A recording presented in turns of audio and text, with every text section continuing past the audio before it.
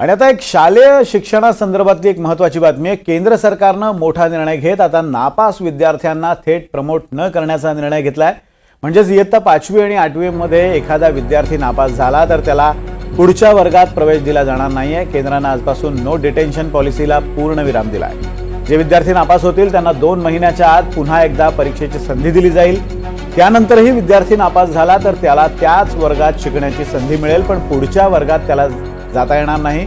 सध्या हा निर्णय केंद्रीय शाळांना लागू असला तरी सुद्धा राज्य सरकार सुद्धा त्याची अंमलबजावणी करू शकतात। सरसकट सर्वांना पुढच्या वर्गात ढकलण्याच्या धोरणावर आतापर्यंत वादविवाद झालाय, पण केंद्राच्या आजच्या या निर्णयामुळे राज्यांना दिशानिर्देश मिळालेले आहेत। केंद्राचा नो डिटेन्शन पॉलिसीवर हा मोठा निर्णय। नेमका निर्णय काय आपण पाहूयात ग्राफिक्सच्या माध्यमातून। आता 5वी आणि 8वीला विद्यार्थी नापास झाले तर पास केले जाणार नाहीये। केंद्र सरकारनं नो डिटेन्शन पॉलिसी संपवली आहे। आता नापास झालेल्या मुलांना पुढच्या वर्गात प्रमोट केलं जाणार नाहीये। नापास मुलांना 2 महिन्यात पुन्हा परीक्षा देण्याची संधी मिळेल। दुसऱ्यांदा नापास झाला तर त्याच वर्गात त्या विद्यार्थ्याला ठेवलं जाईल। नापास होणाऱ्या मुलांना 8वी पर्यंत शाळेतून काढलं मात्र जाणार नाहीये। केंद्रीय शाळा, नवोदय विद्यालय आणि इतर शाळांना हा निर्णय लागू असेल। 3000 शाळांना केंद्राचा हा निर्णय सध्या तरी लागू होणार आहे। शिक्षण हा राज्यांचा विषय आहे, त्यामुळे तेही नो डिटेन्शन पॉलिसीवर निर्णय घ्यायला मोकळे आहेत असं केंद्र सरकारनं स्पष्ट केलंय। 16 राज्यांमध्ये आधीच नो डिटेन्शन पॉलिसी लागू करण्यात आलेली आहे। महाराष्ट्रात सध्या तरी नापास विद्यार्थ्यांनाही 8वी पर्यंत प्रमोट केलं जातं। आणि याच संदर्भात बोलण्यासाठी शिक्षण तज्ञ हेरंब कुलकर्णी आपल्या सोबत आहेत।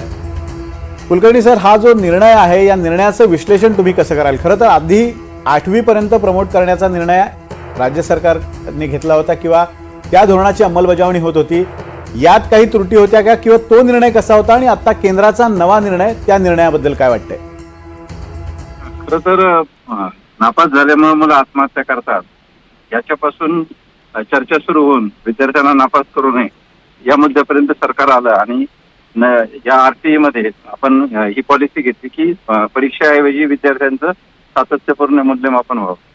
परंतु शाळांमध्ये सातत्यपूर्ण मूल्यमापन करण्याऐवजी परीक्षाच नाही अशा पद्धतीचा एक मोठा गैरसमज सगळीकडे पसरवला गेला आणि त्याचा परिणाम संपूर्ण शिक्षण व्यवस्थेवर एक लिथार्जी आल्यासारखं झालं आणि त्यामुळे नाईलाजानं अशा निर्णयाचं स्वागत करावं असं मला वाटतं।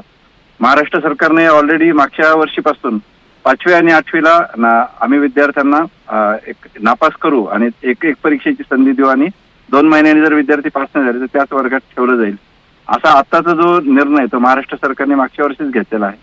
पण हे जर सर्व भारतभर होत असेल तर नक्कीच स्वागतार्ह आहे। पंजाबच्या विधानसभेने मध्यंतरी त्याच्याबद्दल चर्चा केली होती, पण हे सर्वच वर्गांच्या बाबतीत व्हायला पाहिजे। याचं कारण असं की आज याच्यामुळे संपूर्ण शिक्षण व्यवस्थेमध्ये एक लिथार्जी आल्यासारखी वाटते, मूल्यमापन होत नाही आणि म्हणून त्याचा चुकीचा अर्थ घेतला गेला। सर्वंकष आणि सातत्यपूर्ण मूल्यमापन याचा अर्थ दैनंदिन मुलांचं मूल्यमापन शाळांमध्ये होईल, परंतु तसं होत नसल्यामुळे अशा पद्धतीनं चक्र उलट फिरणं असं जरी वाटलं तरी पण हे अपरिहार्य आहे असं मला वाटतं। कुलकर्णी सर, हा दुसरा एक मुद्दा असा आहे की ज्या पद्धतीनं शिक्षण विभाग, केंद्रीय असेल किंवा राज्याचा शिक्षण विभाग असेल, निर्णय घेतला जातो मात्र अंमलबजावणी स्तरावर काहीसा घोळ दिसून येतो। म्हणजे दप्तरांचं ओझं कमी करण्यासंदर्भातला निर्णय असेल किंवा हा निर्णय असेल, अंमलबजावणी स्तरावर काय नेमके प्रयत्न केले पाहिजेत हा निर्णय सुयोग्यरित्या अंमलबजावणी त्याची व्हावी यासाठी? बरोबर, मला असं वाटतं की जी पर्यवेक्षक यंत्रणा असते ना प्रत्येक याच्यामधली, तर ते पर्यवेक्षक यंत्रणेकडून त्या प्रकारचं पर्यवेक्षण होत नाही आणि जो शिक्षक समुदाय आहे मोठा तर तो त्याच्यामधलं स्पिरिट लक्षात घेत नाही असं एक त्याच्यामध्ये होतं। म्हणजे आता सातत्यपूर्ण मूल्यमापन याचा अर्थ काय तर 2 परीक्षा होण्याऐवजी आम्ही दैनंदिन मुलांचं मूल्यमापन करू, म्हणजे खरं तर जास्त परीक्षा होतील मुलांच्या असं त्याचा अर्थ होता।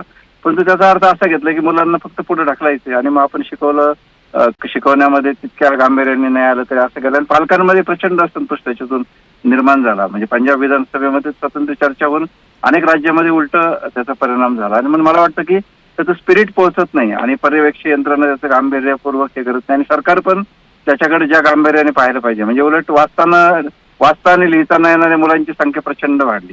आता अजून एक निर्णय असा आहे की 1ली ते 8वी मुलांचं नाव कमी करता येणार नाही, तुम्ही जसं बातमीत सांगितलं। याचा अर्थ असा घेतलाय की एखाद्या मुलाने शाळा जरी सोडून दिली तरी काय आपल्याला काय त्याचं नाव पुढे पुढे ढकलत राहायचं. म्हणजे त्याचा भावना काय असते एखादा कायदा करण्याची ती लक्षात घेतली जात नाही आणि सरकारचाही तो प्राधान्यक्रम बनत नाही आणि म्हणून मग असे क्रांतिकारक निर्णय हे दुर्दैवानं एका तांत्रिक निर्णयामध्ये परावर्तित होतात.